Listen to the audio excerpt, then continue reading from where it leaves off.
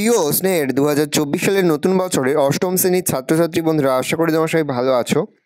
আজ আমরা যে বিষয়টি নিয়ে আলোচনা করব অষ্টম শ্রেণীর থার্ড সামারিপ অর্থাৎ ফাইনাল পরীক্ষার ইতিহাসের কোশ্চেন পেপার নিয়ে। দেখো সরাসরি স্ক্রিনে কিন্তু তোমরা অষ্টম শ্রেণীর থার্ড সামারিপ অর্থাৎ ফাইনাল পরীক্ষার ইতিহাসের কোশ্চেন পেপারটা দেখতে পাচ্ছ। ফুল মার্কস তোমাদের রয়েছে 70, আর সময় তোমাদের রয়েছে 2 ঘন্টা 30 মিনিট। একে থেকে রয়েছে সঠিক উত্তর বেছে নিয়ে লেখো যে কোনো 14টি, প্রতিটি প্রশ্নে মান 1 করে 1 × 14 = 14। প্রথম, আত্মীয় সভা প্রতিষ্ঠিত হয় উত্তরে 1815 খ্রিস্টাব্দে। পরের প্রশ্ন, স্বামী বিবেকানন্দ শিকাগো ধর্ম সম্মেলনে যোগদান করেন 1891, 1892, 1893 খ্রিস্টাব্দে। উত্তরে 1893 খ্রিস্টাব্দে। হুল শব্দের অর্থ জমিদার, বিদ্রোহ, বহিরাগত। উত্তরে বিদ্রোহ। ভারতে জাতীয় কংগ্রেস প্রতিষ্ঠিত হয় উত্তরে 1883, 1884, 1885 খ্রিস্টাব্দে। উত্তরে 1885 খ্রিস্টাব্দে। পরের প্রশ্ন, বঙ্গভঙ্গের সরকারি ঘোষণা করা হয় 1905 খ্রিস্টাব্দে 6 জুলাই, 9 জুলাই, 30 ডিসেম্বর। তবে 19 জুলাই। পরের প্রশ্ন, পিটের ভারত শাসন আইন বলবৎ হয় 1784, 1785, 1786 খ্রিস্টাব্দে। তবে 1785 খ্রিস্টাব্দে। কলকাতায় ফোর্ট উইলিয়াম কলেজ প্রতিষ্ঠিত হয় 1781, 1812 খ্রিস্টাব্দে। 1800 খ্রিস্টাব্দে। বক্সারের যুদ্ধ সংঘটিত হয়েছিল 1763, 1764, 1766 খ্রিস্টাব্দে। 1764 খ্রিস্টাব্দে। বিপ্লবী সূর্য সেনের ফাঁসি হয়েছিল 1934 খ্রিস্টাব্দের 10 জুলাই, 15 আগস্ট, 12 জানুয়ারি। 12 জানুয়ারি। কারেঙ্গিয়া মারেঙ্গে ডাক দিয়েছিলেন মহাত্মা গান্ধী, দেশবন্ধু চিত্তরঞ্জন দাস, নেতাজি সুভাষচন্দ্র বসু। মহাত্মা গান্ধী। কৃষক প্রজা পার্টির নেতা ছিলেন মোহাম্মদ আলী জিন্নাহ, A.K. ফজলুল হক। মহাত্মা গান্ধী। উত্তরে A.K. ফজলুল হক। প্রথম বাংলায় প্রকাশিত মাসিক পত্রিকা হলো সমাচার দর্পণ, বেঙ্গল গেজেট, দিগদর্শন। দিগদর্শন। স্বাধীন পাকিস্তান রাষ্ট্রের জন্ম হয়েছিল 1947 খ্রিস্টাব্দের 14 আগস্ট, 15 আগস্ট, 16 আগস্ট। 14 আগস্ট। সার্বভৌমকতা আছে বিহারে, সিকিমের, মার্কিন যুক্তরাষ্ট্র। মার্কিন যুক্তরাষ্ট্রের। ভারতের প্রথম উপরাষ্ট্রপতি ছিলেন V.V. গিরি, doctor Rajendra Prasad, doctor Sarvepalli Radhakrishnan. Doctor Sarvepalli Radhakrishnan. চুরিচার ঘটনাটি ঘটে মধ্যপ্রদেশে, মহারাষ্ট্রে, উত্তরপ্রদেশে। নৌ বিদ্রোহ হয়েছিল 1946, 1947, 1948 খ্রিস্টাব্দে। 1946 খ্রিস্টাব্দে। 2 থেকে শূন্যস্থান পূরণ করো যে কোনো 5টি, প্রতিটি প্রশ্নে মান 1 করে 1 × 5 = 5। জাতীয় কংগ্রেসের প্রথম সভাপতি ছিলেন ড্যাশ। উত্তরে উমেশ চন্দ্র বন্দ্যোপাধ্যায়। সিভিল সার্ভিস চালু করেন ড্যাশ। উত্তরে লর্ড কর্নওয়ালিস। বঙ্গভঙ্গ রদ হয় ড্যাশ খ্রিস্টাব্দে। 1911 খ্রিস্টাব্দে।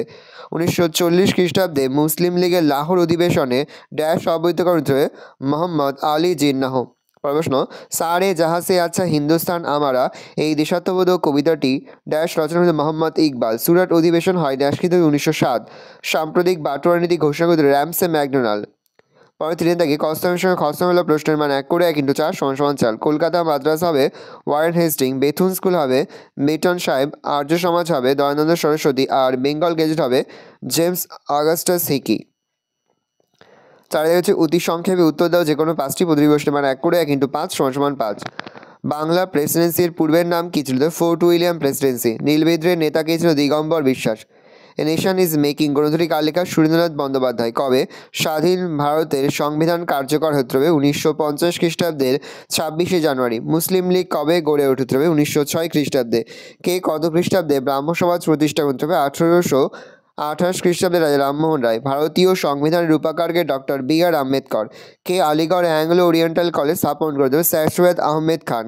কোন জাহাজে প্রথম নৌবিদ্রোহ শুরু হতে হবে? 1946 খ্রিস্টাব্দে 19 ফেব্রুয়ারি তলোয়ার জাহাজে। 5 থেকে রয়েছে সংক্ষেপে উত্তর দেওয়া যে কোনো 6টি, প্রতিটি প্রশ্নের মান 2 করে 2 × 6 = 12।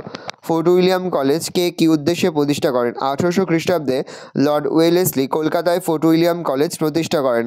লর্ড ওয়েলেসলি ভারতে ঔপনিবেশিক সরকারের নানা পদে নিযুক্ত নবাগত ব্রিটিশ সিভিলিয়ানদের প্রশাসনিক কাজকর্ম ও ভারতের ভাষা, সংস্কৃতি ও ঐতিহ্য সম্পর্কে প্রশিক্ষণ দেওয়ার উদ্দেশ্যে ফোর্ট উইলিয়াম কলেজ প্রতিষ্ঠা করেন। যদিও বোর্ড অফ কন্ট্রোলের অনুমোদন না মেলায় কলেজটি বন্ধ হয়ে যায়।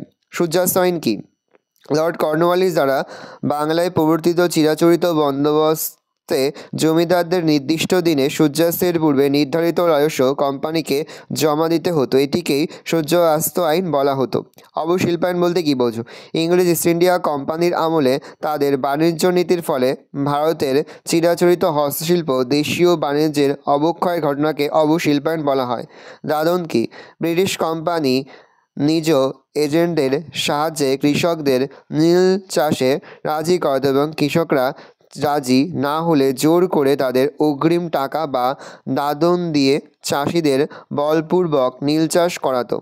পরে হচ্ছে নবঙ্গ ঔপনিবেশিক আমলে হিন্দু কলেজের শিক্ষক হেনরি লুই ভিয়ান ডিরোজিওর অনুগামী ছাত্রগোষ্ঠী স্বাধীন চিন্তাভাবনা দ্বারা প্রভাবিত ছিল। এই ছাত্রগোষ্ঠী নববঙ্গীয় গোষ্ঠী নামে পরিচিত ছিল। আর্য সমাজ কে কেন প্রতিষ্ঠা করেন? 1875 খ্রিস্টাব্দে স্বামী দয়ানন্দ সরস্বতী বোম্বাইতে আর্য সমাজ প্রতিষ্ঠা করেন। বেদকে সমস্ত ধর্মগ্রন্থের মধ্যে চূড়ান্ত বলে মনে করতেন দয়ানন্দ। বৈদিক যুগের গৌরব ও পবিত্রতার উপর ভিত্তি করে হিন্দু ধর্মের অভ্যন্তরীণ সংস্কার সাধনের জন্য দয়ানন্দ সরস্বতী আর্য সমাজ প্রতিষ্ঠা করেন। ইলবার্ট বিল বিতর্ক কী? শ্বেতাঙ্গদের তীব্র প্রতিবাদের ফলে ঔপনিবেশিক সরকার ইলবার্ট বিল প্রত্যাহার করে। ফলস্বরূপ ভারত সভার নেতৃত্বে ভারতীয়রা আন্দোলন শুরু করে। ভারত সভার আন্দোলনের জেরে ভারতীয় বিচারকরা শর্ত সাপেক্ষে ইউরোপীয় আসামিদের বিচার করার অধিকার পায়। এই ঘটনা ইলবার্ট বিল বিতর্ক নামে পরিচিত। লাল বাল পাল নামে কারা পরিচিত? প্রধানত বাংলা, মহারাষ্ট্র, পাঞ্জাব অঞ্চলকে কেন্দ্র করে চরমপন্থার বিকাশ হয়। এই তিনটি অঞ্চলের প্রধান তিন নেতা ছিলেন যথাক্রমে বিপিনচন্দ্র পাল, বাল গঙ্গাধর তিলক এবং লালা লাজপত রায়। এরা তিনজনই একসঙ্গে লাল বাল পাল নামে পরিচিত। রাওলাট আইন কি? 1919 খ্রিস্টাব্দের মার্চ মাসে এস.এ.টি. রাওলাটের নেতৃত্বে একটি কমিটি আইনের সময় দুটি বিল পেশ করে। এই আইনে কেবলমাত্র সন্দেহের ভিত্তিতে যে কোনো ভারতীয়কে গ্রেপ্তার করে বিনা বিচারে কারাবন্দী করে রাখা যেত। প্রার্থীকে আত্মপক্ষ সমর্থনের সুযোগও দেওয়া হতো না। এই আইনকে কালো আইনও বলা হতো। ভারতবাসী এই কুখ্যাত রাওলাট আইনের বিরুদ্ধে তীব্র প্রতিবাদ গড়ে তুলেছিল। খিলাফত আন্দোলন কি? তুরস্কের সুলতান ছিলেন মুসলিম জগতের ধর্মগুরু বা খলিফা। 1918 খ্রিস্টাব্দে তুরস্কের সুলতানকে ক্ষমতা থেকে সরিয়ে দেওয়া হয়। এই অবস্থায় 1919 খ্রিস্টাব্দের তুরস্কের সুলতানের প্রতি সমর্থন ও সহানুভূতি জানিয়ে ভারতে মূলত মুসলিমরা যে আন্দোলন সূচনা করেন তাকেই বলা হয় খিলাফত আন্দোলন। পরের প্রশ্ন, ভারতের রাষ্ট্রপতি পদে নির্বাচিত হওয়ার যোগ্যতা কী? ভারতের রাষ্ট্রপতি পদে নির্বাচিত হওয়ার যোগ্যতাগুলি হলো: এক, ভারতীয় নাগরিক হওয়া বাধ্যতামূলক, ন্যূনতম 35 বছর বয়স হতে হবে। সি, কোনো লাভজনক বা সরকারি পদে বহাল থাকা যাবে না। সংবিধান কাকে বলে? সংবিধান হলো রাষ্ট্রের সর্বোচ্চ আইন। আইন কথার অর্থ হলো নিয়ম বা বিধান।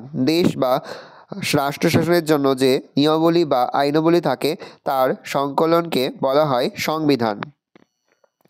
6 দাগে রয়েছে নিচের প্রশ্নগুলির উত্তর দাও। যে কোনো 5টি প্রতিটি প্রশ্নের মান 3 করে। 3 × 5 = 15। প্রথম, টিকা লেখো সাঁওতাল বিদ্রোহ। 1855 থেকে 56 খ্রিস্টাব্দে সাঁওতাল বিদ্রোহ ছিল ঔপনিবেশিক শাসক জমিদার, ইজারদার ও মহাজনদের শোষণের বিরুদ্ধে আদিবাসী সাঁওতালদের সশস্ত্র প্রতিবাদ।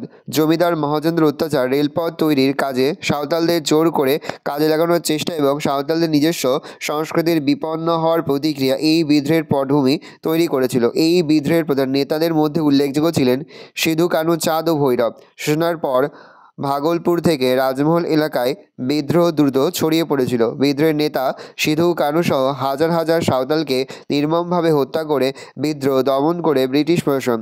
কিন্তু ব্রিটিশ কর্তৃপক্ষ সাঁওতাল বিদ্রোহের গুরুত্ব অস্বীকার করতে পারেনি এবং এই বিদ্রোহের পর ব্রিটিশ প্রশাসন উপজাতিদের স্বার্থ ও সুরক্ষার ব্যাপারে কিছুটা সচেতন হয়েছিল। সাঁওতালদের জন্য গড়ে তোলা হয়েছিল সাঁওতাল পরগনা।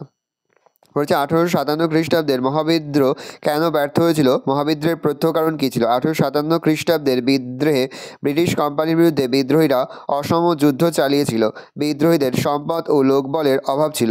তাছাড়া তাদের অস্ত্রশস্ত্র নিজেদের মধ্যে যোগাযোগ ব্যবস্থা উন্নত ছিল না। তার উপরে বিদ্রোহীদের মধ্যে প্রায় সকলে দিল্লিতে জড়ো হওয়ার ফলে বেশি দূর বিদ্রোহ ছড়াতে পারেনি। তাই শেষ পর্যন্ত 1857 খ্রিস্টাব্দের মহাবিদ্রোহ ব্যর্থতায় পর্যবসিত হয়েছিল। মহাবিদ্রোহের প্রত্যক্ষ কারণ কী ছিল? এনফিল্ড রাইফেলের ব্যবহার। গুজব রটে যে নতুন রাইফেলের টোটাগুলিতে গরু ও শুকরের চর্বি মেশানো রয়েছে।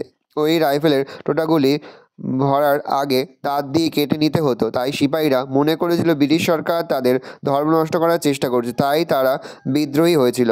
চরমপন্থী কারা কীভাবে চরমপন্থার উদ্ভব ঘটে?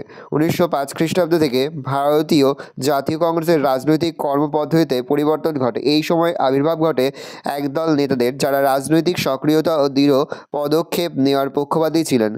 ভারতের রাজনৈতিক ইতিহাসে এরা চরমপন্থী নামে পরিচিত।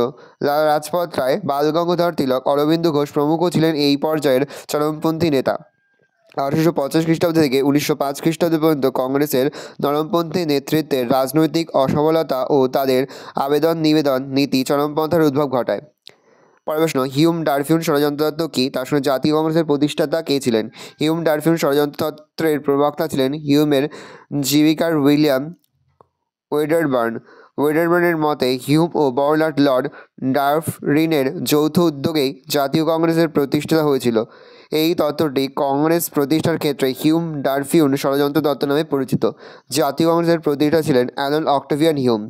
খিলাফত আন্দোলনে মহাত্মা গান্ধীর ভূমিকা বিশ্লেষণ করো। মহাত্মা গান্ধী ভারতে মুসলমানদের দ্বারা সংগঠিত খিলাফত আন্দোলনকে জাতীয় স্বার্থে ব্যবহার করার পরিকল্পনা গ্রহণ করেন। তিনি বলেন যে হিন্দু মুসলমান ঐক্যের এমন সুযোগ 100 বছরেও আর আসবে না। সুতরাং তিনি মনে করেন অসহযোগ আন্দোলনের সঙ্গে খিলাফত আন্দোলনকে যুক্ত করতে পারলে একদিকে যেমন জাতীয় আন্দোলন জোরদার হবে, অন্যদিকে ব্রিটিশ সরকারের বিভেদ নীতি ব্যর্থ হবে। এই সব কারণে মহাত্মা গান্ধী খিলাফত আন্দোলনকে সমর্থন করেন। তিনি 1919 খ্রিস্টাব্দে 24শে নভেম্বর দিল্লিতে অনুষ্ঠিত সর্বভারতীয় খিলাফত অধিবেশনে সভাপতিত্ব করেন।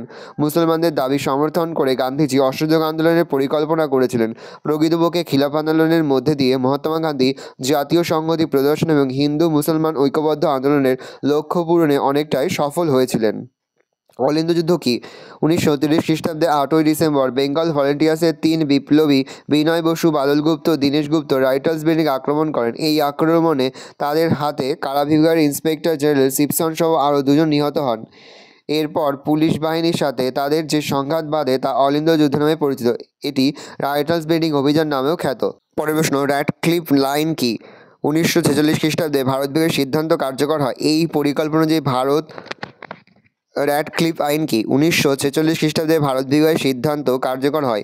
সেই পরিকল্পনা অনুযায়ী বাংলা ও পাঞ্জাবকে ভাগ করার জন্য 2টি পৃথক সীমান্ত কমিশন গঠন করা হয়। 2টি কমিশনেই লীগ ও কংগ্রেসের থেকে 2 জন করে সদস্য ছিল। 1947 খ্রিস্টাব্দের 27শে জুন বিশিষ্ট ব্রিটিশ আইনজীবী স্যার সেরিল র্যাডক্লিফ 2টি কমিশনের সভাপতি হিসাবে নিযুক্ত হন।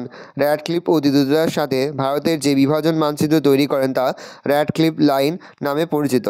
1930 খ্রিস্টাব্দ ভারতের হিন্দু-মুসলমান সম্পর্কের ক্ষেত্রে গুরুত্বপূর্ণ কেন? 1930 খ্রিস্টাব্দ ভারতে হিন্দু মুসলমান সম্পর্কের ক্ষেত্রে গুরুত্বপূর্ণ বছর। কারণ এই দিয়ে লিখবে 1930 খ্রিস্টাব্দে মুসলিম লীগের করাচি অধিবেশনে সভাপতির ভাষণে উর্দু কবি মোহাম্মদ ইকবাল উত্তর পশ্চিম ভারতীয় মুসলিম রাষ্ট্র প্রতিষ্ঠার কথা বলেন।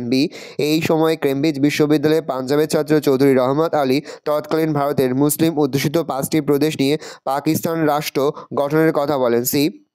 1930 খ্রিস্টাব্দে লন্ডনে অনুষ্ঠিত প্রথম গোলটেবিক বৈঠকে সংখ্যালঘু সম্প্রদায়ের জন্য আইনসভার আসন সংরক্ষণের প্রস্তাব আলোচিত হয়। 1930 খ্রিস্টাব্দে এইসব ঘটনা হিন্দু মুসলমান সম্পর্কে গভীর প্রভাব ফেলেছিল। ভারতের সংবিধানে নাগরিকদের কী কী মৌলিক অধিকারের কথা বলা হয়েছে? আমেরিকা যুক্তরাষ্ট্রের সংবিধানের অনুকরণে তৈরি ভারতীয় সংবিধানের নাগরিকদের ব্যক্তিত্ব বিকাশের পক্ষে অপরিহার্য কিছু অধিকারকে রাষ্ট্র স্বীকৃতি দিয়েছে, তা সংরক্ষণের ব্যবস্থা করেছে এবং এগুলিকে সম্মিলিতভাবে ভারতীয় নাগরিকদের মৌলিক অধিকার বলা হয়েছে। ভারতীয় সংবিধানে 13 থেকে 33 নম্বর ধারায় বর্ণিত এই মৌলিক অধিকারগুলি হলো: এ সাম্যের অধিকার, বি স্বাধীনতা অধিকার, সি শোষণের বিরুদ্ধে অধিকার, ডি ধর্মীয় স্বাধীনতা অধিকার, ই শিক্ষা ও সাংস্কৃতিক অধিকার, এ সাংবিধানিক প্রতিবিধানের অধিকার। সংবিধানে এই বিধিবদ্ধ অধিকারগুলি রক্ষিত না হলে নাগরিকরা আদালতের সাহায্যও নিতে পারেন। প্রশ্ন, মহাত্মা গান্ধী দলিতদের অধিকার প্রতিষ্ঠার জন্য কী কী উদ্যোগ নিয়েছিলেন? উত্তরে দেখে নাও, আমি আর মুখে বলছি না, ভালো করে উত্তরে দেখে নাও, খুবই গুরুত্বপূর্ণ একটা প্রশ্ন। পরে তোমাদের সাথে দাগে যে কোনো 3টি প্রশ্ন দেওয়া, প্রশ্নের মান 5 করে, 5 গুণ 3 = 15। সিপাহী বিদ্রোহের কারণ বর্ণনা করো। নীল বিদ্রোহের কারণ ও ফলাফল আলোচনা করো। বাংলার সমাজ সংস্কার, শিক্ষা সংস্কার, ঈশ্বরচন্দ্র বিদ্যাসাগরের ভূমিকা আলোচনা করো। অহিংস অসহযোগ আন্দোলনের বৈশিষ্ট্য কী? এই আন্দোলন কেন প্রত্যাহার করা হয়? বাংলার বিপ্লবী আন্দোলনের অনুশীলন সমিতির অবদান লেখো। ভারতের স্বাধীনতা আন্দোলনে নেতাজি ও আজাদ হিন্দ বাহিনীর ভূমিকা লেখো। ভালো করে দেখে নাও, এই রয়েছে টোটাল তোমাদের থার্ড সামেটিভ অর্থাৎ ফাইনাল পরীক্ষার অষ্টম শ্রেণীর ইতিহাসের কোশ্চেন পেপার। ভালো তোমার কোশ্চেনটা দেখে নাও। আশা করি ভিডিওটা ভালো লেগেছে। ভিডিওটা ভালো লাগলে ভিডিও লাইক করতে দেখে ভুলবে না। আমার চ্যানেল নতুন হওয়া লাল কালার সাবস্ক্রাইব প্রেস করে পাশে বেল আইকন প্রেস করো, যখন নতুন করে ভিডিও আপলোড করি সবার ফার্স্ট নোটিফিকেশন পেয়ে যাও। আর এই ভিডিওটি তোমার বন্ধু বান্ধবী আত্মীয় স্বজন সবার মধ্যে কিন্তু অনেক শেয়ার করে, যে বছর অষ্টম শ্রেণীতে পড়ছে। আমরা কিন্তু ইতিমধ্যেই অষ্টম শ্রেণীর প্রতিটি বিষয়ে সিলেবাস, প্রশ্নমান এবং নমুনা প্রশ্নপত্র কিন্তু আপলোড করে তোমাদের এখনও পর্যন্ত সেই ভিডিওগুলো না দেখে থাকো, ভিডিওগুলো কিন্তু তাড়াতাড়ি দেখে নাও। তোমাদের সকলকে জানাই আগাম পরীক্ষার অনেক শুভেচ্ছা এবং অভিনন্দন। একেবারে ভিডিও শেষে স্ক্রিনে তোমরা একটা প্লেলিস্ট দেখতে পারবে, তারপরে ক্লিক করলেই সমস্ত ভিডিওগুলো কিন্তু তোমরা পর দেখে নিতে পারবে। কোনো প্রশ্নের উত্তর লিখতে বা বুঝতে যদি কোনো রকম অসুবিধা হয় তাহলে কিন্তু নির্দ্বিধায় কমেন্ট সেকশনে কমেন্ট করে জানাতে একদমই ভুলবে না। ভালো তোমরা কোশ্চেনটা দেখে নাও।